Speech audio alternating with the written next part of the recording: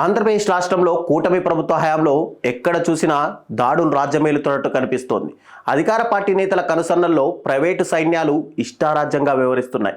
ఇసుక, మద్యం మాఫియా ఆగడాలు కొనసాగుతుండగానే రాష్ట్రంలో గత ప్రభుత్వంలో పెట్టుబడులు పెట్టిన వారిని సైతం తరిమేసేలా భయానక వాతావరణం సృష్టిస్తున్నారు. వైఎస్ఆర్ జిల్లా జమ్మలమడుగు నియోజకవర్గంలో ఉన్న అదానీ హైడ్రో ప్రాజెక్ట్ పైకి ఆదినారాయణ రెడ్డి వర్గీయులు దండెత్తి వచ్చారు. పంప్డ్ స్టోరేజ్ విద్యుత్ ప్లాంట్ సైట్ వద్ద ఇంజనీర్లతో గొడవ పడుతూ రాళ్లు రువ్వుతూ అక్కడ పనిచేసే వారిని, ఉద్యోగులను భయభ్రాంతులకు గురిచేశారు. అక్కడ ఉన్న యంత్రాలను ధ్వంసం చేశారు. స్థానిక ఎమ్మెల్యేకు తెలియకుండా పనులు ఎలా చేస్తారంటూ ఎమ్మెల్యే ఆదినారాయణ రెడ్డి కుటుంబ సభ్యులు శివనారాయణ రెడ్డి, రాజేష్ రెడ్డి తమ అనుచరులతో దౌర్జన్యానికి పాల్పడ్డారు. ఇక్కడ సబ్ కాంట్రాక్ట్స్ అన్ని తామే చేయాలంటూ డిమాండ్ చేశారు. మాజీ ఎంపీ సీఎం రమేష్ సోదరుడు సురేష్కి సబ్ కాంట్రాక్ట్ ఇవ్వడాన్ని నిరసిస్తూ ప్రైవేటు సైన్యంతో అదానీ ప్లాంట్ పైకి దాడులకు తెగబడ్డారు.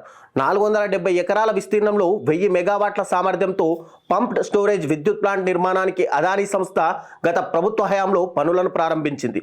అయితే దాడిపై సంస్థ ప్రతినిధులు ప్రొద్దుటూరు పోలీస్ స్టేషన్లో ఫిర్యాదు చేశారు. దీనిపై కేసు నమోదు చేస్తున్నట్టు సిఐ తెలిపారు.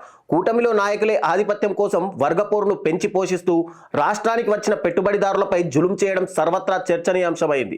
రాష్ట్రంలో కొత్త పారిశ్రామిక విధానం ద్వారా కొత్త పరిశ్రమలను, పెట్టుబడులను తెస్తామంటూ ముఖ్యమంత్రి చంద్రబాబు ఒక పక్క చెబుతున్నారు. కానీ వచ్చిన పరిశ్రమలకే కమిషన్ల కోసం, కాంట్రాక్ట్ల కోసం బెదిరించి వెనక్కిపోయేలా అదే కూటమి నాయకులు చేస్తున్న తీరు ఆక్షేపణీయం.